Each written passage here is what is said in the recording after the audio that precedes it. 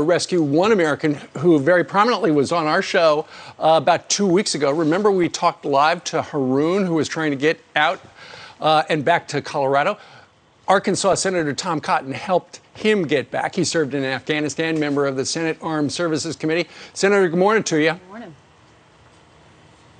Morning, guys. So as we detailed, the guy Brian just talked to, Corey Bush, who helped rescue that mother and Corey Mills, that is, the mother and her children. Turns out the State Department now trying to take credit for it. They just showed up at the very end. They pretty much stood in the way from start to almost the finish. But at the end, they're saying, hey, welcome to the embassy. Now they're claiming credit for the administration. Yeah, Steve, first off, let me commend Corey Mills and so many other veterans over the last 3 weeks who have worked tirelessly, who have sacrificed their time and their money in many cases to help our fellow Americans get out of Afghanistan, or in some cases, the Afghan interpreters who serve loyally beside them. They are some real heroes of this tragedy. It's not surprising to me, though, the State Department higher-ups have come rushing in anytime they see a good news story and try to take credit for it, since it's really been nothing but bad news for Joe Biden and Tony Blinken's State Department. And it continues to be the case that we have perhaps hundreds of Americans effectively held hostage by the Taliban inside of Afghanistan who are probably trying to extract who knows what kinds of concessions from the Biden administration. I worry that they'll grant those concessions because they simply want Afghanistan off the front pages and out of the minds of the American people. But as long as our fellow citizens are stranded there, Americans are not going to forget this catastrophe. You know, Corey Mills does head a private team of military veterans and has been working with the Sentinel Foundation, who's helping to support them financially to do this. And, you know, I saw Ron Klain over the weekend. He's the chief of staff for President Biden, says there's about 100 left. We've been in touch with all of them. There's no way that's true. And according to Corey Mills, there's many more than 100 left. And outside Kabul, no one's gotten out. Senator, we sit there, you're working the phone. Senator Blumenthal, as a left-wing Senate Democrat, he's outraged too. Are we just going to sit there and take it and allow them to play politics with people's lives and embarrass us internationally? Is there anything we can do? No, Brian, you're right. We're not. And you're right that Senator Blumenthal and his team has been working on this issue very hard. We've worked with them as well, trying to get these Americans out of Afghanistan. I understand the administration wants to turn the page. They want this out of the news. They want to focus on their reckless $3.5 trillion spending bill. But there's a lot of members of Congress who are not going to rest until every American and every legal permanent resident in Afghanistan can get out of Afghanistan. We're working on trying to get people out across the borders or on flights out of Afghanistan and some of the outlying cities. We are not going to forget our fellow Americans who have been left behind in Afghanistan. Yeah, when you look at the polls, it says 60% disapprove the way that Biden has handled Afghanistan, only 30% approve. There is some stunning video, too, out of Germany. This is at the, Ramstein Air Base. Yes, they're welcoming these Afghan refugees. And look at this video. This is a 2-mile runway. It's covered in tents. This is a tent city now. And I was listening to Rick Grinnell, and he was saying that he's being told, because remember, he was the ambassador there, and he said he's being told by people that he worked with that the Biden administration is rushing people through if they don't even have the proper documents. Are you worried about the vetting process? I'm incredibly worried, Ainsley. I think that tent city gives the lie to what Joe Biden has been saying, that they plan for every contingency. If they had known that all this was going to come to pass, they wouldn't have slapped together a tent city on a runway at Ramstein Air Base in the span of just a couple of days. But we've had many reports of Afghans who have failed our vetting processes, as meager as those are. Some of them have even come to America and then been sent elsewhere.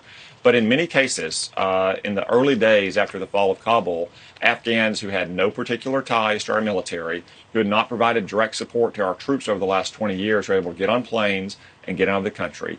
And in many cases, we have no way to vet them. We have no sources on the ground in Afghanistan anymore. They can run a name or a supposed name and maybe some fingerprints through our incomplete databases. And if it doesn't come back with a hit, they say, well, you must be good to go. Well, we have no idea who these people are, whether or not they pose a security risk whether or not they accept our way of life here in terms of constitutional government and the equality of all citizens, or if they are even in violation of U.S. laws against trafficking. I mean, we've heard reports from Fort McCoy in Wisconsin, for instance, of grown men showing up with children as their so-called brides, or polygamous marriages as well. This all goes back to Joe Biden's failure to execute the decision to withdraw from Afghanistan, leaving behind tens of thousands of Afghans who did support our troops, who did serve loyally beside us, while bringing out of Afghanistan tens of thousands of Afghans who may have had no connection whatsoever.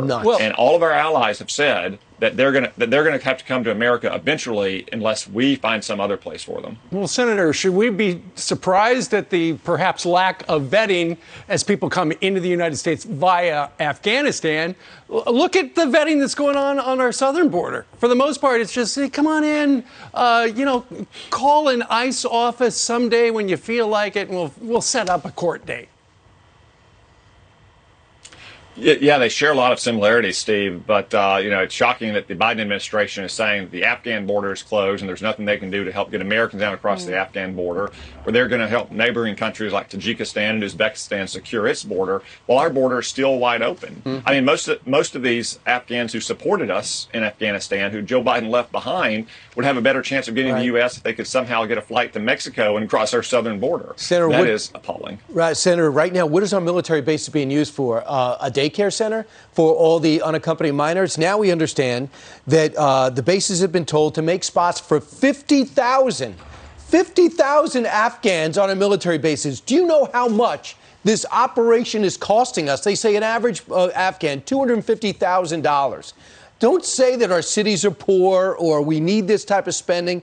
We are wasting so much money on the worst evacuation and end to a conflict in the history of our country. 50,000 spots in military bases. Do we have any room to train anybody except to sit there and house people that really, in many cases, don't belong here? Yeah, and Brian, the demands on our personnel are massive as well. It's going to end up costing billions of dollars.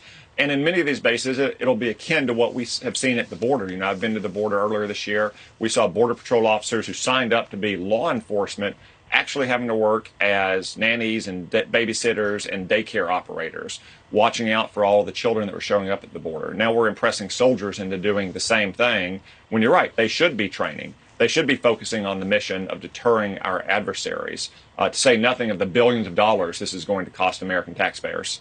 All right, Senator, just stick around for us if you would. We're going to talk about Gitmo and then get your reaction after this report, please.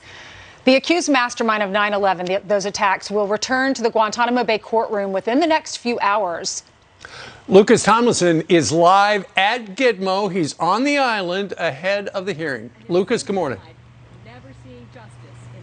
Good morning, guys. 20 years after the 9/11 attacks, the accused mastermind Khalid Sheikh Mohammed has never faced a trial. One of the victim's brothers doubts justice will ever be served. Oh, I don't expect too much out of them this week. Those hearings down there have been a comedy of errors for years now. We've got a schedule that's not conducive to justice. We've got a defense team that has no interest in justice. Khalid Sheikh Mohammed, better known by his initials KSM, charged with killing nearly 3,000 people on 9/11, his idea to hijack airliners and use them as flying bombs. Born in Kuwait, KSM went to a small college in North Carolina before graduating to a life of terrorism beginning in Afghanistan. He will be in the courtroom here at Gitmo along with 4 other high-profile prisoners in about an hour, including his nephew. They are not expected to say anything. Today, largely procedural, the defense team meeting their 6th military judge. KSM is one of 39 prisoners remaining here, down from a height of 680 during the Bush administration. Today, it costs nearly $13 million a year to house each prisoner, compared to $70,000 a year for a convicted terrorist at the Supermax prison in Colorado. So about an hour from now, the prisoners will be put into the courtroom. Fox News will be there, sitting behind some very thick glass. Guys? I bet. All right, Lucas, thank you very much. Let's bring back in Senator Tom Cotton. Senator, here we are the week of September 11th, 20 years later, and these guys have not been brought to justice. But at the same time, it's a problematic case because in the beginning they were detained by the CIA and, they were waterboarded and stuff like that. And then the Supreme Court said, you got to pass a law. And so what did? They sent the FBI to interview them, I think in 2007, because they said anything they said while they were during the enhanced interrogation, you can't use. So they did it again. And now you've got these lawyers, their defense lawyers, saying the stuff that the FBI got out of them can't be used in court. So where are we? Well, it's a disgrace that KSM is still drawing breath on this earth, and most of the people at Guantanamo. I've long said that these people, after they were finished with any useful intelligence value, should have faced a summary court-martial and execution. But you have an army of liberal lawyers and judges in Washington who are apparently more sympathetic to these terrorist masterminds than they are to the 9/11 families. These proceedings need to move along, though. They need to move along as quickly as they can so those families can finally get the justice that they have so long been denied. But remember, because we got them, because we kept them, we were able to get intelligence that allowed us to identify the courier that allowed us to kill bin Laden. So these guys have some value to us, even though the further they're removed from the battlefield, the less value they got. Remember, he admitted to everything. They said that he would sit up on a dry erase board and describe the whole hierarchy of Al-Qaeda. They've been invaluable. So if they throw out the enhanced interrogation, I'm worried about the case. Yeah, Brian, they had continuing intelligence value for years after the 9/11 attacks. And obviously, if we release them, they're valuable as well. Some of the former Guantanamo prisoners that Barack Obama released in return for a traitorous American soldier have gone back onto the battlefield in Afghanistan in leadership roles. So the detainees at Guantanamo not only had continuing intelligence value, they have continuing operational value to their terrorist allies in Afghanistan and around the world. Well, it is super frustrating because people would like to see justice. Senator, thank you very much for joining us on this Tuesday. Thank you, Senator.